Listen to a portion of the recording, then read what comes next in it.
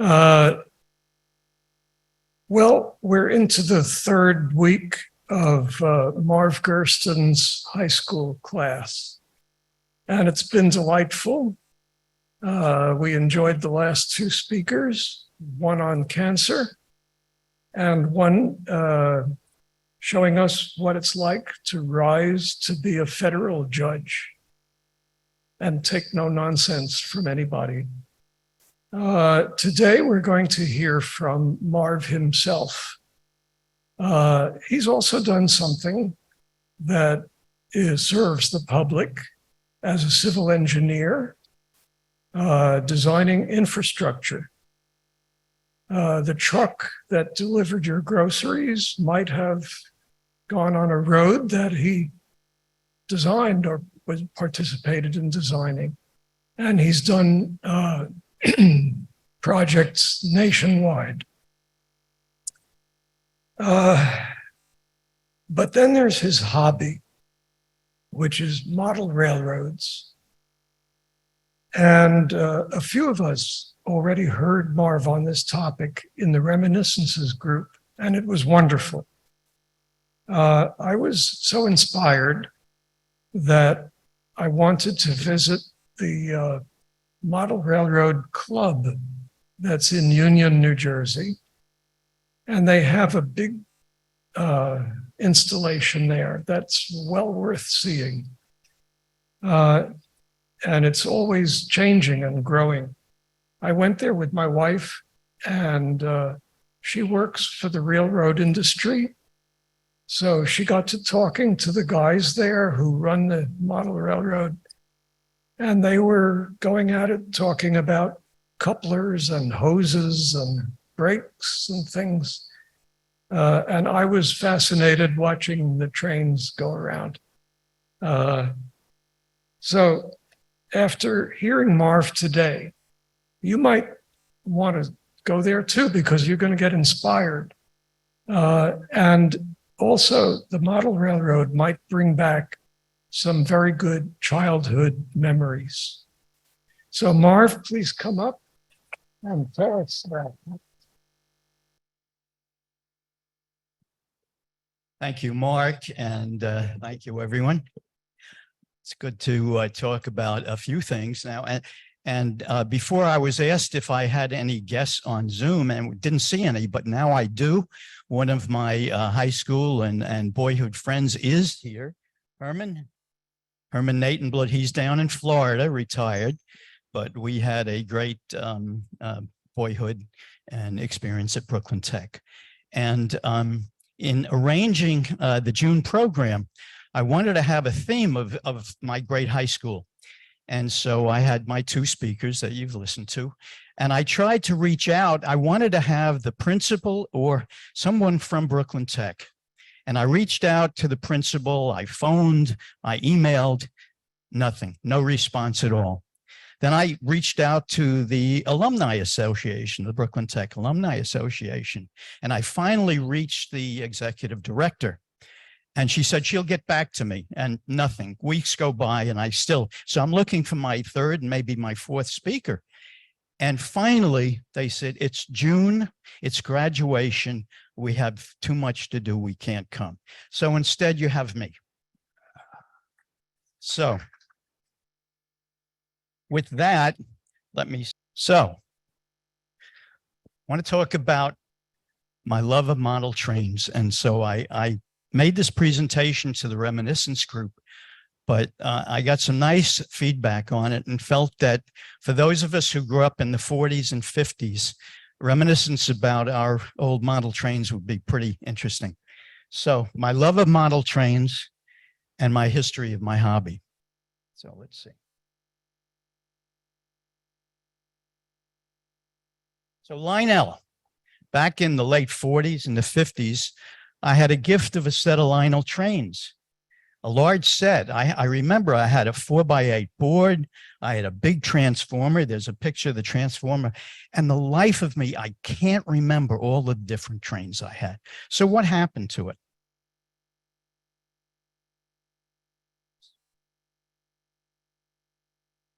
This was a typical family. There's an advertisement from the Lionel book. Many of you looking at that will have some memories of your own Lionel and model train sets. I hope that brings back some memories, that picture. And what happened to my model trains? Well, my father passed away in 1960. My mother moved from our house to an apartment, and she stored the trains in boxes in a closet. And we, life goes on. We moved out to Westfield with a 4-year-old daughter and just never packed up the trains. They were in a closet. Have no idea who she gave them to, what she did to them. We don't, to this day. My mother passed away in the mid 2000s, never found out what happened to those trains. A couple of years later, I found Lionel trains. They're collector's items. Oh, I was killing myself.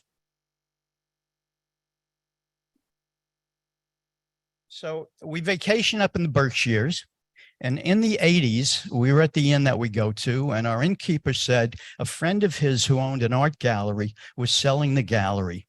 So we went over there, and in the gallery was shoe boxes full of his son's N-scale model trains. For $25, I bought the whole lot. I bought tracks. I bought these little trains.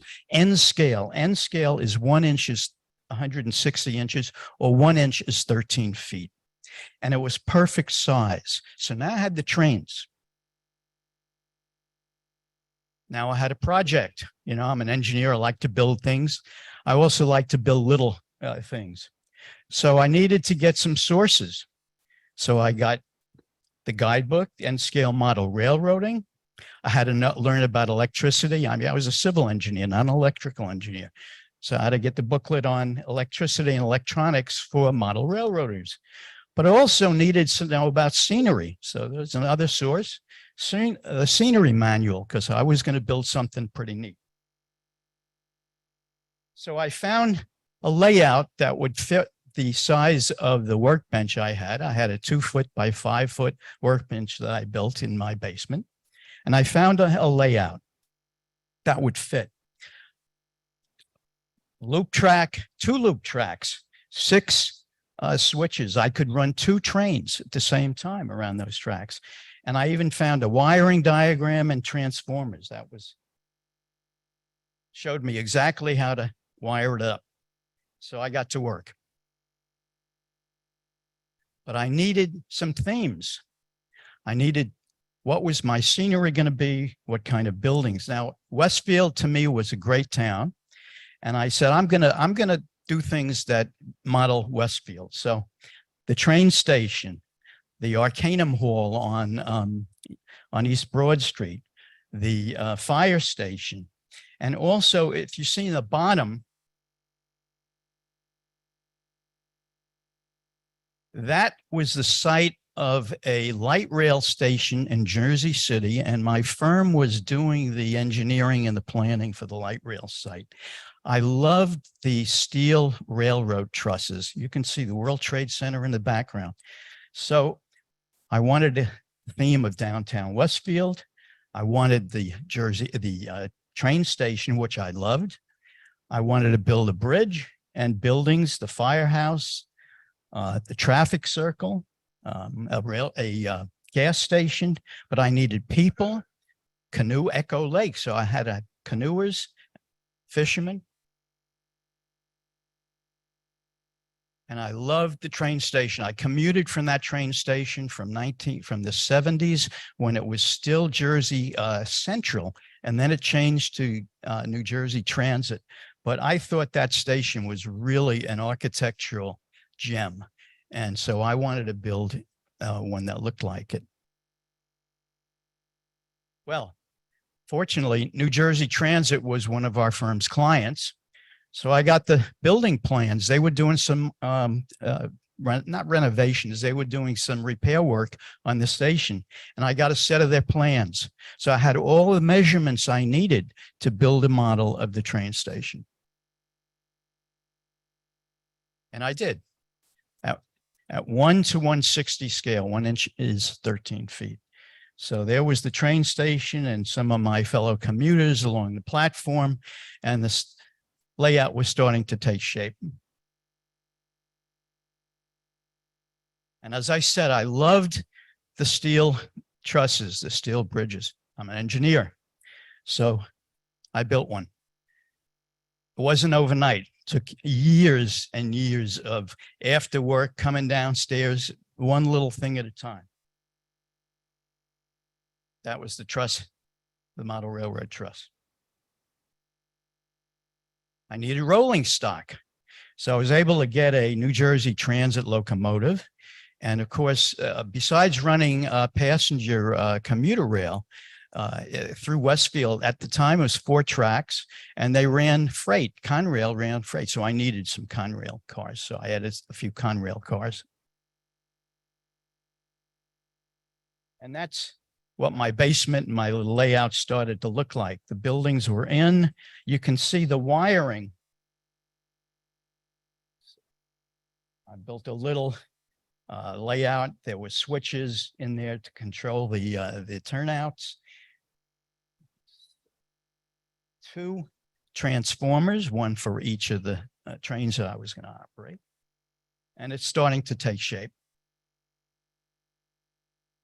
And I brought my young grandson down there for the first time to see it. I said, okay, close your eyes, come downstairs. And he's now 23 and starting his first job for the Philadelphia Flyers hockey team in Philadelphia. Just graduated college.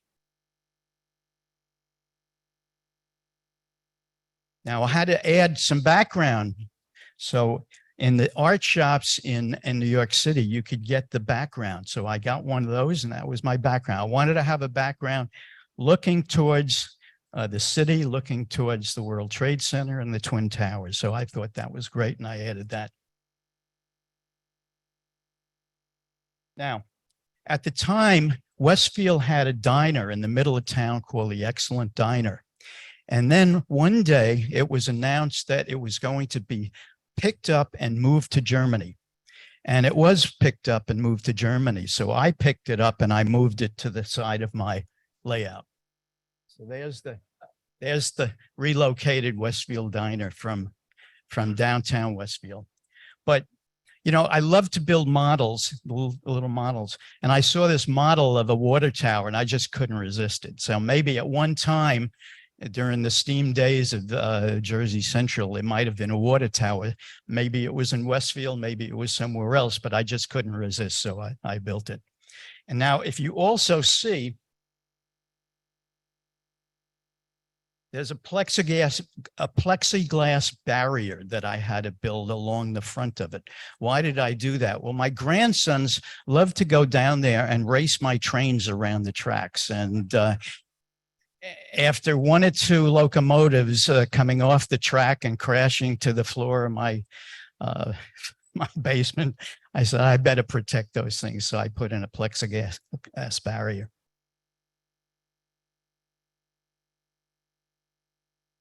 Added touches, the Rialto movie. All plays. So let me point this out. The Rialto movie, and see what's playing there. Can you read it? It says Psycho. And the price of gas, 73 cents a gallon. And you can see other things taking shape. Now, in October 2019, Westfield had an Adams Fest, and the theme of it was Adams Fest, Gomez's Dynamic Model Railway. And they invited me to move my layout and display it. And you can see we did that with the help of the Westfield crew that came. I took the buildings all off and we had to change. The thing was 2 feet wide, but the door was pretty close. So we had to tilt it and get it through, but we managed to do it. And the other displays, Mark mentioned the Union County Model Railroad Club. They set up a whole display on the other side of it. This was the community room in the Westfield Municipal Building. So I was down at one end and they were all set up on the other end. And it was there for 2 weeks. We had a great time with it. And there we are, the Westfield train layout and model train station, and you'll see another version of that train station. But my wife and I were there, very proudly displaying my railroad, and I actually ran it. We had kids come in the afternoons. We had a really great time with it. We dedicated this to my neighbor, Vincent Miller. My neighbor, Vincent Miller, was a civil engineer with the Port Authority. He was a model railroad fan as well. He had N-scale trains that he set up in every Christmas time. Vincent, we dedicated to him as a great friend. I commuted with him over the years on Jersey Transit on the Raritan line. Vincent was a geotechnical engineer that designed the foundation walls for the original World Trade Center. Vincent was in the elevator with the chief engineer in 1993 in the bombing, and was stuck in the elevator breathing that smoke for hours and hours until they finally broke out. And in the mid-2000s, Vincent passed away from the lung problems that he got from being in that elevator with the chief engineer. But Vincent was a good friend. He loved model trains like I did, so we dedicated the exhibit to him.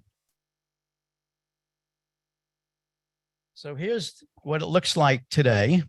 I added side panels. You can see the side panel I added with the Statue of Liberty. I wanted that. I built a sliding tray for the two transformers. And there are different views of it. My little younger grandson at the time, who loved that locomotive, he used to, that was one of them that he raced around and crashed. And so I had to get that plexiglass. So.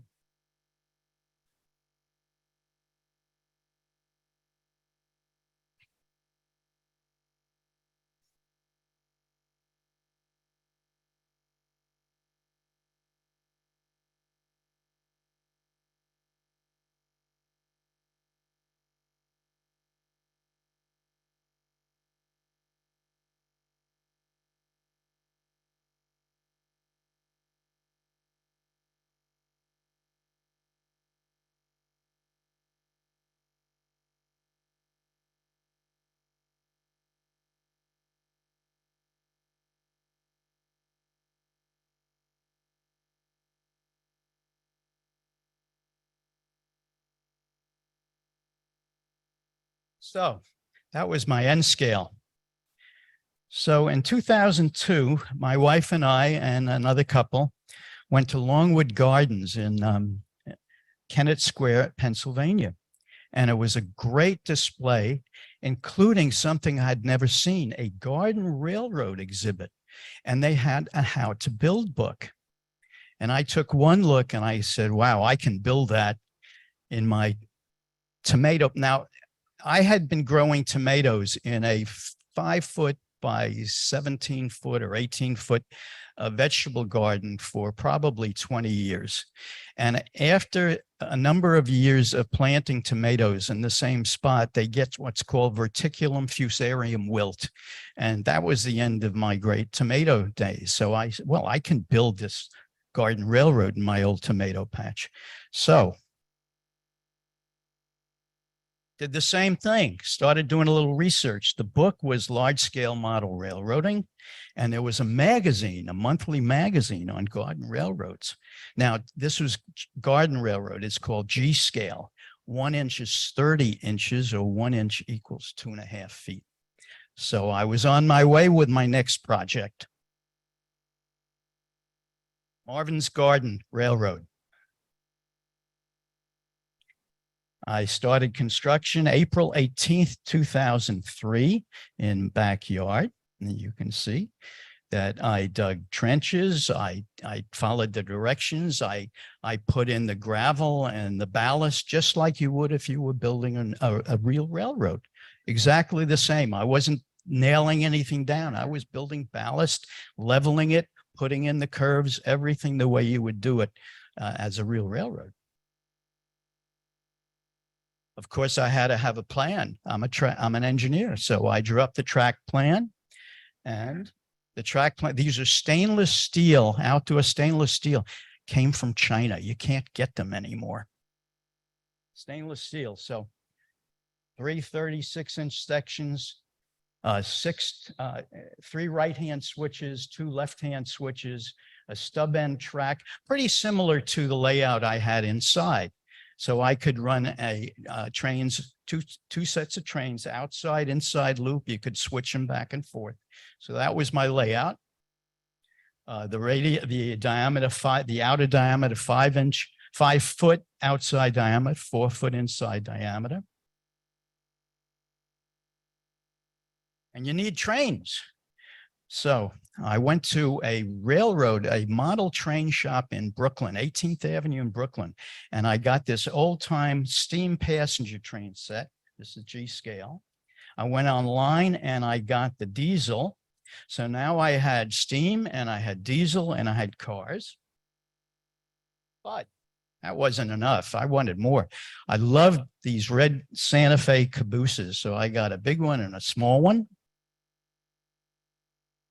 And I got some more rolling stock, another steam locomotive, 242. That means 2 wheels in the front, 4 wheels in the middle, 2 wheels in the back. That's the way they designate these locomotives, 242. A tender, a boxcar, tank car, all these different cars. Get them, order them on the computer from companies, and they were all made in China. They were all made in China.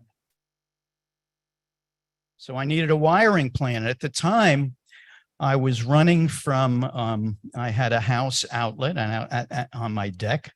So I needed 2 more transformers converting AC to DC, ran it out and had 4 they're called blocks. Each of the blocks, there's an outside block on both sides, an inside block. Blocks 1, 2, 3, and 4, which you wire your power to. So this shows how I set up the wiring diagram for the outside power. And what I used for control was a walk-around control system. So it was a remote control transmitter and receiver. So the receivers, I had to mount outside 2 receivers, and then the receivers would receive signals from the transmitter and send power to the individual locomotives. So that's what it looked like in my outside. I had like a junction box here. I had cable coming through and wires going as per the drawing. Now you can see some of the buildings are already out there. That was one of the 2 DC power supplies, transformers that I had, and they were on the deck. And it started taking shape. And as you know from what I did for the N scale, I love to build things. So I had to build a G scale train station. I wanted to build a bridge again. And I also wanted to build a signal tower because to look like one of the signal towers along the Raritan line going into Newark. That was this one. Now I needed to build a bridge for outside. And again, on the large scale model railroad, you could go online and find these. I found a plan for what was called a Howe truss, an old Western design. So I drew up the plans for that, got the material, and I built it. And also I needed buildings. Now buildings at G scale, birdhouses are perfect for buildings. So I found all these different birdhouses in garden shops, and they were absolutely perfect. So I had a country store, I had Vicky's Diner, I had Mom's Diner. These just absolutely perfect. I needed people and I needed trucks. So you could get all of these trucks at that scale, people, conductors, workmen. And we had our opening day. August 21st, 2004, we had the Marvin Gardens opening day Golden Spike party. Whole family was there. My young grandson, he's now 23, and we were celebrating with family, even a younger, that was my daughter with my younger grandson. 3 generations of our family celebrated the Golden Spike and Marvin's Garden Railroad. And my grandson Will handed out the train tickets, and we really had a great time. But now, I wasn't really happy with running wires from my house to the tracks. And I found out, oh, there's another way to do this. You could do a battery cars where you could take the electronics. And now it's 24, you need 24 volts. So what do? You get 16 1.5 volt batteries, and you put them in trailing cars, battery cars. And so I drew up the plans for those. So I had the electronics out of that case. You saw the black case, the electronics here, and I set up with Radio Shack little plastic holders for the batteries. And I had connected in series 16 1.5 volt batteries. And I had a big battery car. And then I had a smaller one that contained the electronics, and then a trailing car with just the batteries.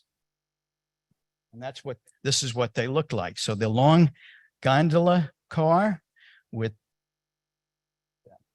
the electronics and the batteries in it, and then a smaller one with just the electronics and the trailing boxcar where I put the batteries. And that's what it looked like.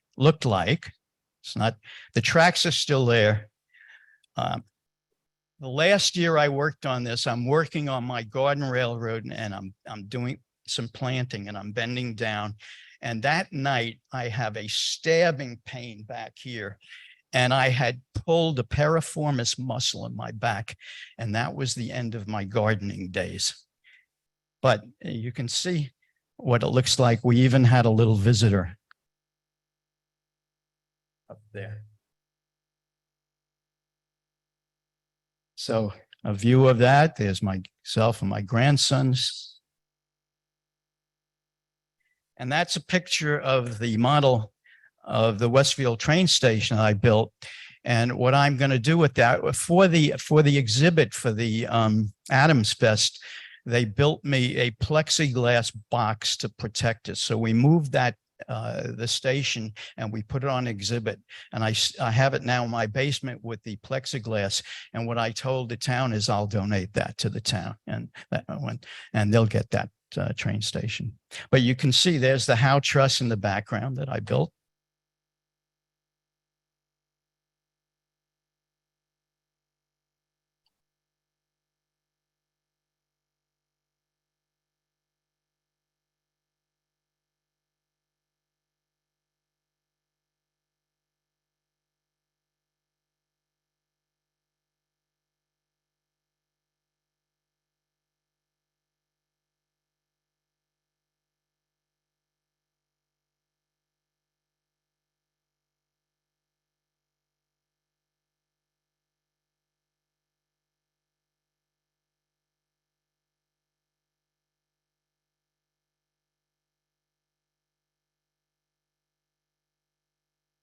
So the photographs and all these memories should be preserved and passed on to future generations. And my wife took a lot of great photos, and we have those to hand to our grandchildren. So thank you for listening. This was an excellent, Mike Martin.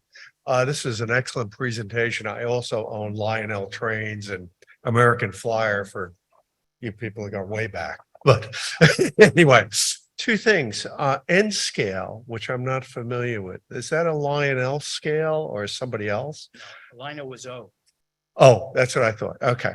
The second question I have, were there accessories? They used to, I think to the people in this room, they had with Lionel cattle cars and barrel cars and derricks and all this other stuff. Was that part of the N scale? Lionel, I remember having all kinds of accessories in my Lionel set, but that was Lionel.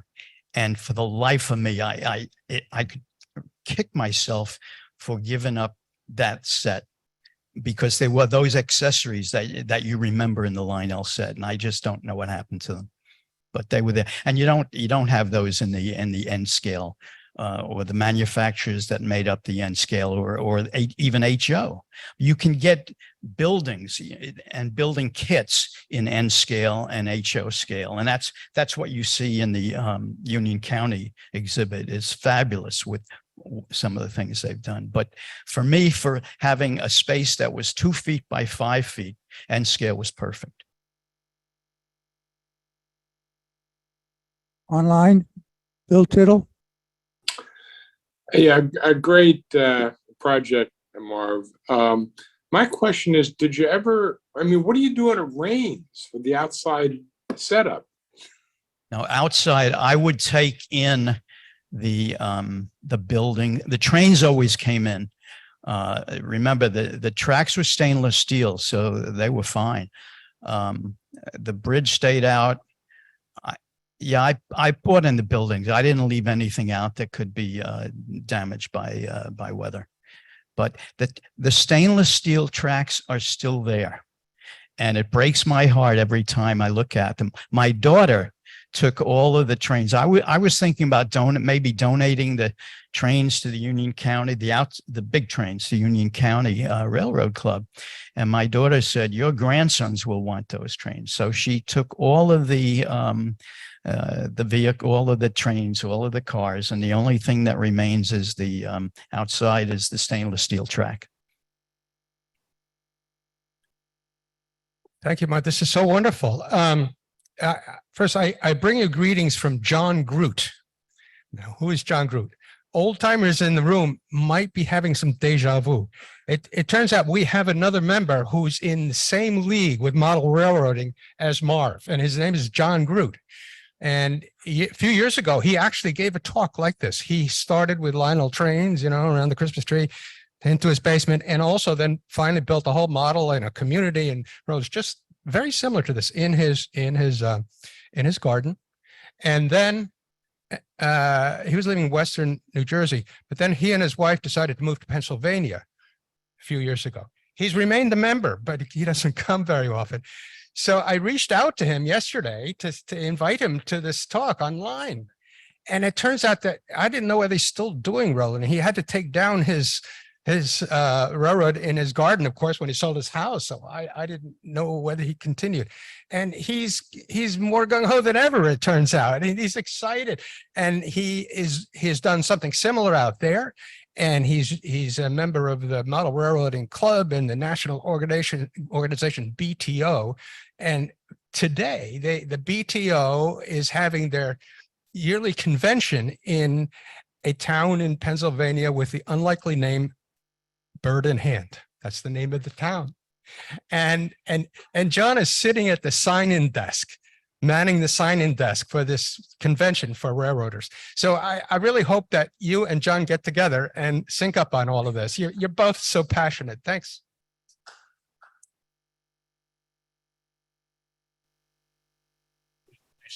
When my father was a young boy, his father and an uncle bought him a little set. Well, these things. I'm sorry if you couldn't. So when he was a little boy, his father bought him a set. Oh God, the cars are. I still have them. They're about this big, and my dad didn't get to play with them much because his father and his uncle were playing with all the time. So then we were young. They bought us an O gauge set, and we have this set of 3 platforms large, a lot of track, a lot of stuff. And then I went and bought at a yard sale. Somebody was selling a whole bunch of HOs. Now my problem is, what do I do with them? My kids don't want them. How do you move this stuff on? That's number one. And number 2, on your other thing, do you have any input on how long that Pennsylvania bridge is going to take to rebuild? It's pretty much civil engineering. Thank you. I'm going to answer the last question first, because I've been asked that question as a former highway engineer. what they are doing is they're filling it in with glass pellet fill, which is something that must be pretty new. I hadn't heard about it. So they're going to get it temporarily restored to traffic within a matter of weeks with a temporary fill. In the meantime, they're probably building a bridge. What contractors and engineers have done in the past, they've built bridges and slid them into place over weekends. So my prediction was that economically, you can't afford to have this go on for months and months without that bridge being back. So it's going to be back. I'm going to say within a month and a half, they will have it completely restored. So a month and a half from now, if I'm wrong, call me on it. But I think they have to. They have no choice economically. The other question on what do you do with extensive collections of these model trains? I at one point I was thinking about, well, you know, when I'm too old to work on these, so I went on eBay to see, and you can goes on and on and on. People offering their layouts and their trains for sale, and it's very hard to get full value for them. And so preferably, I would say find a railroad club like the Model Railroad Club and see if they will accept them as a donation. Online, Alan Chenoweth. Oh, yes. Well, it was really fun to hear from you, Marv, from a fellow model railway man. I'm a model railway rather than model railroad, if you recognize from the accent that my model railway is English based, and I've been into model railways since about 1935. I said 35, so it's been on and off. I've started several model railways over the years, and they didn't get very far because of pressures of other events and so on. But eventually, when I retired, I found I had more time to devote to it, and I've now established quite a large model railway in my basement, and it's all based on boyhood memories. On English railways, and it's in what in England is called double O gauge, which is HO gauge in this country. HO gauge is 3.5 millimeters to the foot. Double O gauge is 4 millimeters to the foot, but the spacing of the rails, the gauge, is exactly the same. During my career, I had opportunity to make frequent trips back to England, and it was back in the 60s that I noticed that model railway locomotives and rolling stock were becoming really very realistic looking, and very, in terms of dollars, they were very seemed irresistibly priced. And so on each of those trips, I would come back with my bag loaded with model railway equipment, but it didn't really get anywhere, as I said, until I started in my retirement about 30 years ago. And but over those years, I must have accumulated 200 or 300 locomotives and about 1,000 coaches and wagons and so on. And my challenge was just went overboard on that, because no model railway can be big enough to accommodate it all at once. So a lot of it has to just take its turn in cupboards and come out when I want to run them. But I enjoy running it. I've made scenery which is reminiscent of the scenery of my nostalgia and so on. So I must say that it's proved to be a wonderful hobby with many facets to it. And from the wiring, the carpentry, the scenery making, the track laying, and every aspect of it is fascinating. Good. Nice to have that feeling shared.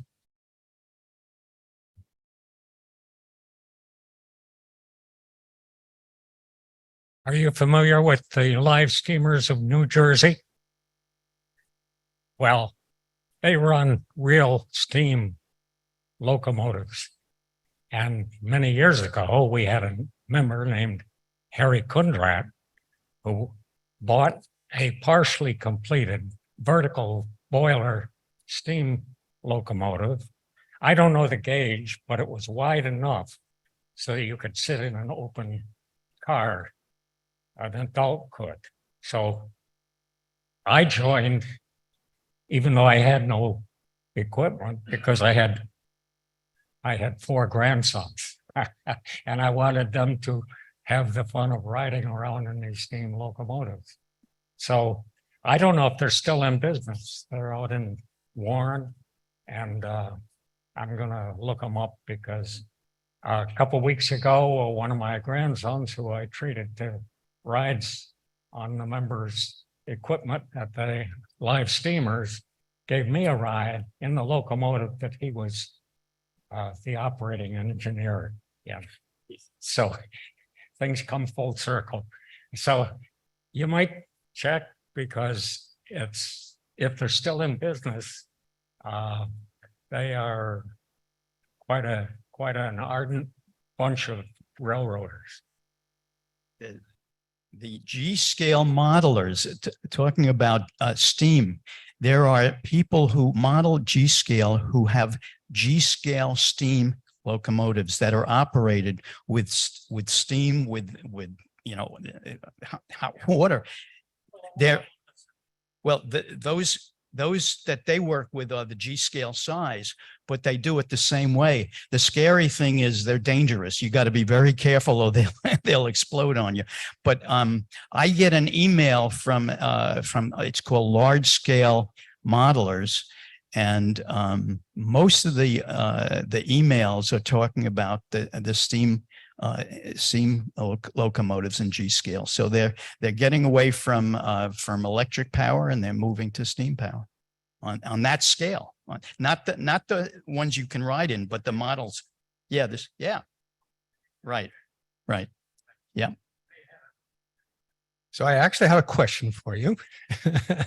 My brother and I also had a Lionel set around the Christmas tree, and I was a lot of fun. And I remember we put little pellets and it would puff out smoke and push the button and you'd hear the whistle, which, is meant to sound like a real train.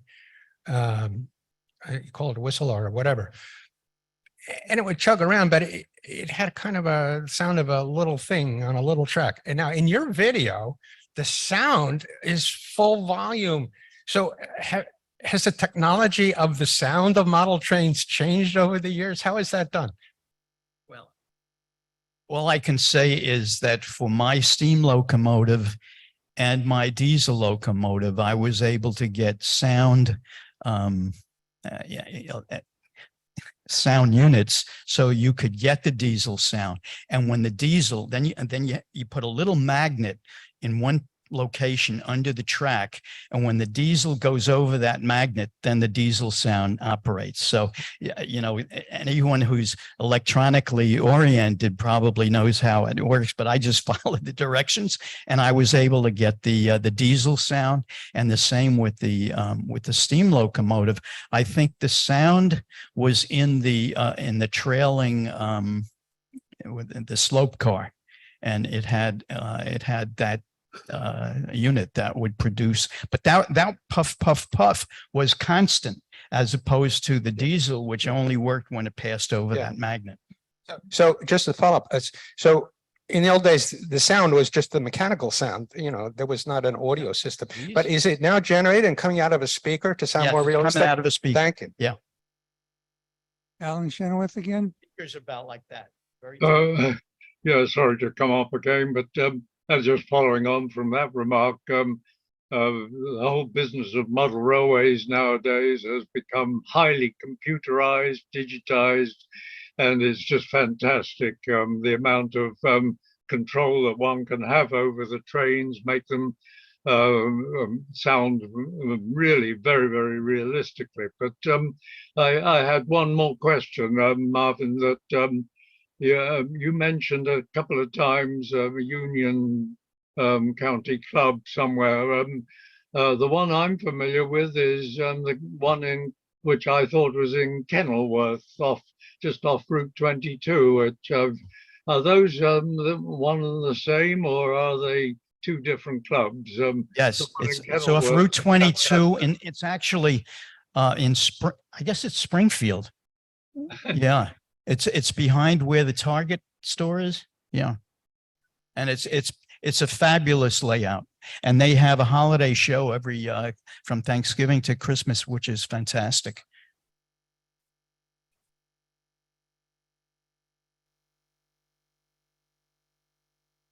Thank you, Marv. You bring back so many memories. A couple of questions about construction. Did you bank your curves at all, either on the small ones or the big ones? And for building the buildings, what did you do? Did you start with kits and mash them up? Did you really build it from complete scratch? Thank you. A mix of both. First on the banking, the outside curves, the 5-foot diameter and the 4-foot diameter curves. Yeah, I banked them slightly, and I have a level, and you can up, so it's banked. The inside, probably a little, but I don't think much. But I did engineer the grades. If you remember, in the inside, I had to go up to get onto the truss bridge. So when I did that, maximum grade. So that I engineered. As far as the buildings, a combination of everything. There were kits that you could get at N scale that you could build as is and paint the way you wanted, or you could kit bash them, as you mentioned, which means you could modify them. And I did that with the model of the fire station. I kind of changed the roof to kind of the Spanish tile, which is the same Spanish tile as on the firehouse in Westfield. Both model train stations I built totally from scratch.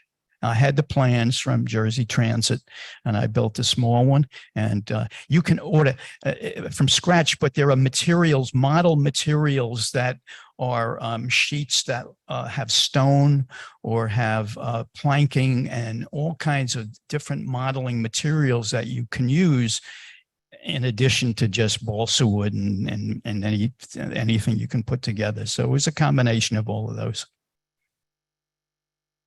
Hey, Marv, great presentation. And I think it spurred memories for all of us. When people my age were coming up, everybody had a train. And then slot cars came along. And then blah, blah, blah, blah, blah, and video games.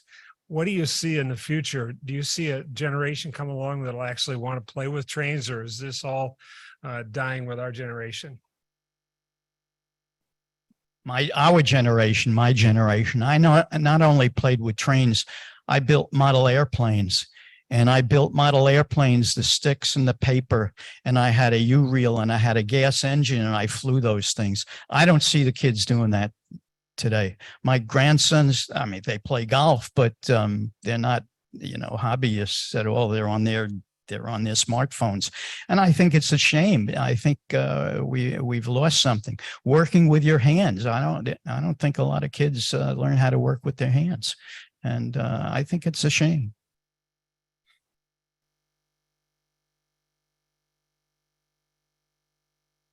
Marv, that was wonderful. People might be wondering why model railroads are such an important hobby in this country and elsewhere. And a while ago, I read a book about the Transcontinental Railroad.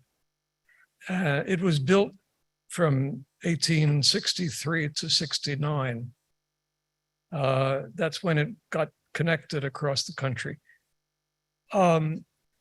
it was an astonishing project. It was the biggest thing that had ever been done of its kind, you know, like road building and railroad. The logistics of it, the supply chain of it, the technology of it were all groundbreaking. That may be one of the reasons why people began to think about it and began to marvel at what had been accomplished. And that may be one of the sources of the hobby. So Marv, I enjoyed this tremendously, and I hope you enjoyed giving it. Absolutely. It looked like you did. And to thank you, we have this little model. You see there's this model of an orchid. And I'm not sure what scale it's at, but it's pretty close to actual size. I mean, like what Herb was saying, I mean, you could sit on it, you know, yourself. So this is the certificate. It's a small thank you for giving this. This was a joyful presentation. We could feel the pleasure that you got out of it and the pride and the joy that you have, especially in, you know, showing it to your grandchildren and all of that. So take this, and you're getting another one next week. And thank you. Yeah.